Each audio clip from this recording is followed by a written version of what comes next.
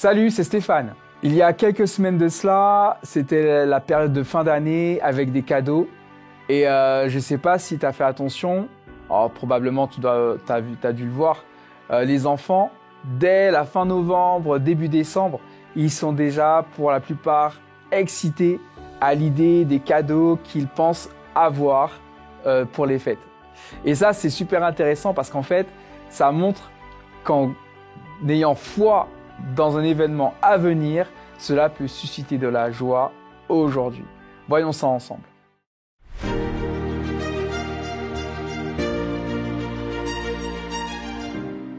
La pensée du jour se trouve dans Jean chapitre 14 au verset 1er. Jésus dit que votre cœur ne se trouble pas. Ayez foi en Dieu, ayez aussi foi en moi.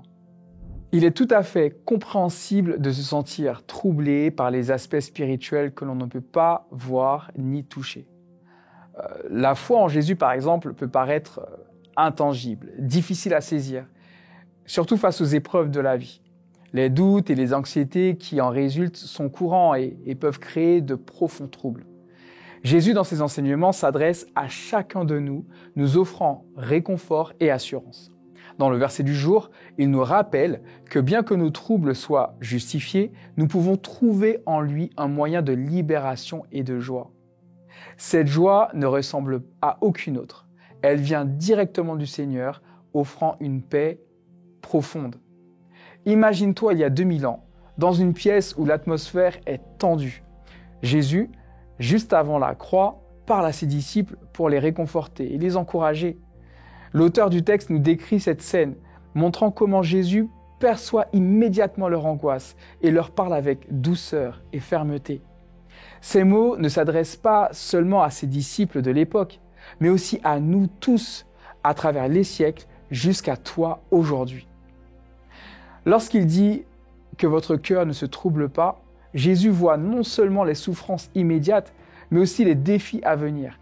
Il voit les abandons, les rejets, les trahisons, les humiliations, les injustices que chacun de nous pourrait rencontrer. La violence du cœur humain, la catastrophe du péché, rien n'échappe à son regard. Et pourtant, malgré tout cela, il nous dit de ne pas laisser notre cœur se troubler. Cette assurance vient de sa capacité divine à anticiper et préparer nos chemins, nous offrant ainsi un soulagement durable. En nous apportant son réconfort et sa paix, Jésus ne souhaite pas seulement nous apaiser, mais également nous transformer en source de réconfort, en source d'apaisement pour les autres. Imagine qu'aujourd'hui, tu puisses être cet encouragement pour une personne en difficulté. Jésus t'invite à accepter son soutien et à devenir à ton tour, un soutien pour ceux qui t'entourent. Pour illustrer, pense à toutes ces fois où une parole d'encouragement ou un geste d'apaisement a fait toute la différence dans ta journée. En te laissant encourager par Jésus, tu acquiers non seulement la force de surmonter tes propres défis, mais aussi de devenir une lumière pour les autres. Ta foi peut devenir un ancrage pour ceux qui vacillent, un témoignage vivant de l'amour et de la grâce de Dieu. Alors, es-tu prêt à te laisser encourager par Jésus aujourd'hui ? Es-tu prête à devenir cette source d'encouragement pour ceux qui en ont besoin, ceux qui ont besoin de cela autour de toi ? Que Dieu te bénisse abondamment et fasse de toi une bénédiction pour les autres.